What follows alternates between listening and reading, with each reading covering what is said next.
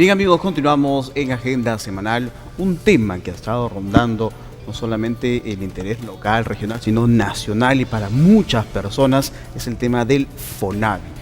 Ya se está realizando un pago, algunos satisfechos, otros insatisfechos. Justamente nos vamos a conversar hoy con el ingeniero José Cortés Vigo, él es representante de los fonavistas. Bienvenido, buenas tardes. ¿Cómo estás, amigo Juan Carlos? Aquí presente en tu programa, esperemos responder a todas las consultas que quisieras saber sobre todo el proceso que se ha venido desarrollando sobre el tema del FONAVI.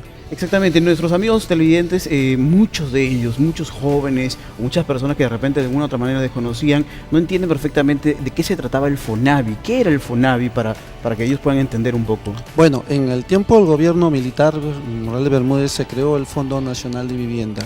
El objetivo de este fondo era el bienestar de los trabajadores en el tema de vivienda. Entonces se dio un aporte al Fondo Nacional para satisfacer las necesidades de vivienda de los trabajadores durante en junio del 79 que fue creado hasta que fue derogado con el gobierno de Fujimori en junio de 1998. Los aportantes al fondo no solamente eran los trabajadores que eran estables, también eran los particulares y el fondo también iba el aporte del empleador, es decir, aportaba el trabajador, aportaba el empleador y también aportaban las empresas que hacían obras y ejecuciones de obras de vivienda, también ellos aportaban un porcentaje y también los terceros que como contratos terceros también aportaban al fondo. Entonces, ¿qué recibía el aportante? El aportante tenía el objetivo de tener una vivienda, es decir, entraban a un sorteo, hacían un sorteo con todas las personas y esas personas que hacían sorteadas en las viviendas le decían que tenían que aportar el 10%, una cuota inicial del 10% y de ahí se programaba las cuotas en 10, 20, 15 o 20 o 30 años de acuerdo a las posibilidades que trabajaban y según la institución. Cuando se termina o cuando se cierra el FONAVI, el fondo, ¿qué se le explicó a los aportantes en primera instancia? Porque si yo me entero y nuestros amigos ahí se preguntan también, estoy aportando y de pronto me dicen que hasta aquí nomás va a quedar el aporte, ¿qué pasó? ¿Qué le dijeron en ese momento? Nada. Se derogó la ley con el tema de Fujimori y se creó el impuesto solidaridad y de ahí quedó nada. Nadie dijo qué hicieron con el fondo, para qué fue distribuido, qué obras realizaron, nada, se quedó ahí.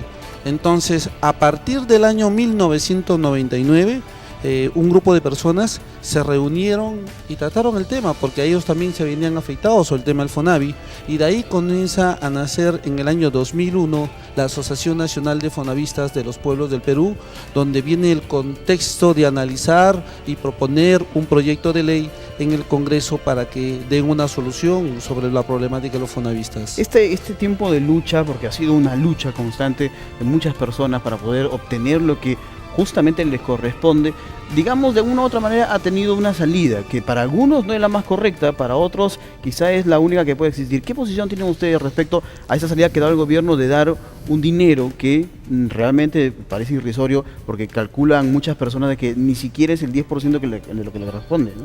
Mira, si analizamos el tema del FONAVI, hay algún contexto y que yo creo que es muy importante resaltar.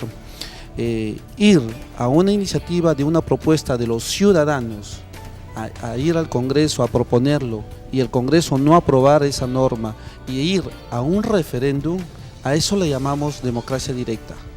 Es decir, la propuesta de los peruanos por la ley 26.300, ley de participación y control ciudadano, quiere decir que no solamente el Congreso está facultado a hacer leyes.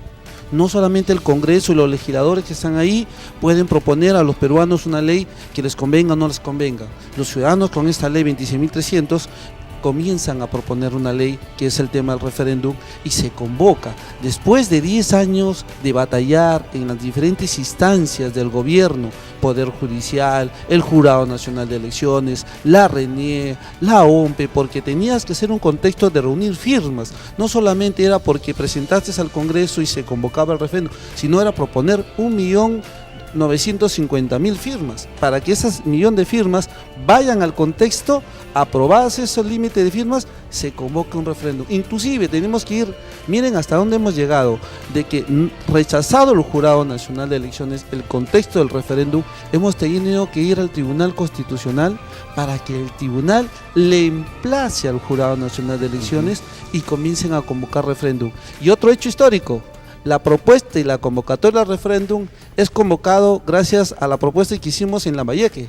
Mi persona fue la que propuso el agravio constitucional y fue la que el Tribunal Constitucional declara fundada la demanda, y a partir de ahí ya teníamos una herramienta importante para que se convoque el referéndum que se llevó a cabo el 3 de octubre de 2010, ¿no? Inicialmente se decía que no había dinero o era imposible devolver esas aportaciones. Sin embargo, esta primera iniciativa de poder devolver alguna parte demuestra de que sí se podía manejar más allá de ese tema, ¿no? Mire, algo de lo que has dicho tú, ¿no?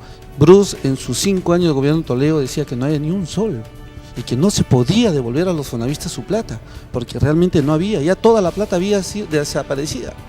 ¿Por qué le decía que había desaparecido el fondo? Porque la habían prestado a las empresas eléctricas, habían prestado a las empresas de saneamiento, habían prestado a los bancos para que sus caídas que habían dado pues sobrevivieran, habían pagado la deuda externa, habían pagado sueldos de los peruanos. Es decir, en pocas palabras, el Fondo Nacional de Vivienda fue caja chica de todos los gobiernos. El Fondo Mi Vivienda, te cuento, fue creado con 1.200 millones de soles del Fondo Nacional de Vivienda. Es decir, los peruanos que han aportado al Fondo Nacional de Vivienda son dueños de las empresas de saneamiento, de las empresas eléctricas, del Fondo Mi Vivienda, tienen acciones en los bancos, tienen acciones en diferentes instituciones que han manejado el Fondo Nacional de Vivienda. Es decir, somos dueños de mucho de los dineros, porque por ejemplo, tenemos un proyectado de 30.000 millones de soles que ha venido manejando el Estado. ¿Te imaginas esa cantidad de dinero, cuánto ha producido? ¿Cuántas utilidades ha generado sin ponerlo en el banco a plazo fijo nomás? Es un montón de plata. Ahora nuestros televidentes se preguntan, pues no, hay muchas personas, bueno, según los datos, es un gran porcentaje que ha cobrado. Sin embargo, hay una gran cantidad de personas que también están en desacuerdo con este monto. Ellos se preguntan, ¿qué hacer? ¿Cobro? ¿No cobro? Si no cobro, ¿qué va a pasar con ese dinero? Miren, en primera instancia es un derecho ganado. El derecho de propiedad, el tribunal en reiteradas sentencias ha declarado que el derecho de propiedad nadie lo puede tocar. Ahí está su dinero. Señores, si no lo cobro hoy día, ahí está. Si no lo cobro mañana, ahí está. Si ya es depender de cada uno de los fonavistas si es que va al banco y lo cobra. Ahora, pero hay otro hecho también, es decir, en esta lucha constante, permanente que hemos tenido la Asociación de Fonavistas, ha habido siempre con el gobierno, y quien ha estado defendiendo al gobierno y en el manejo del dinero del Fonavi ha sido el Ministerio de Economía y Finanzas. Ellos han hecho una comisión ad hoc muy al margen de la comisión que se creó en el referéndum y la que tenía que solventar y tener la jerarquía de administrar los recursos. Como te comentaba, muchos gobiernos malversaron los fondos, utilizaron más el dinero. Entonces el Ministerio de Economía hasta ahora no da un informe completo de cómo se ha venido manejando el fondo, porque ellos lo han querido administrar y lo siguen.